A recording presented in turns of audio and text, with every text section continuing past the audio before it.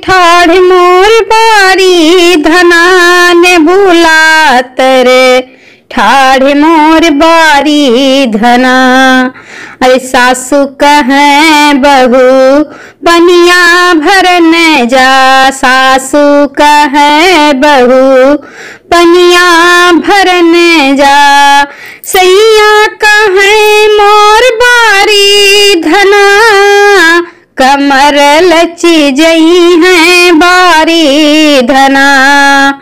अरे सैया कहे मोर बारी धना, कमर लची जई है बारी धना।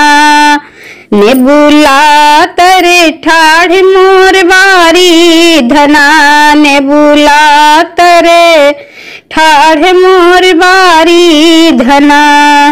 सासु कहे बहू रोटिया बेलन जा, सासु कहे बहू रोटिया सेकने जा।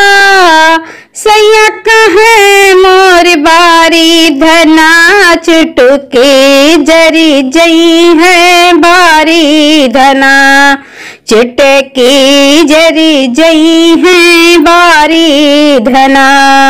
ने बुलात रे ठाढ़ मोर बारी धना, ने बुलात रे ठाढ़ मोर बारी धना।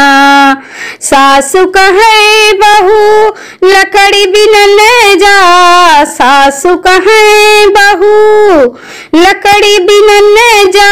सैया कहे मोर बारी धना, कटवा चुभी जई है बारी धना, कटवा चुभी जई है बारी धना। ने बुलात रे ठाढ़ मोर बारी धना, ने बुलात रे ठाढ़ मोर बारी।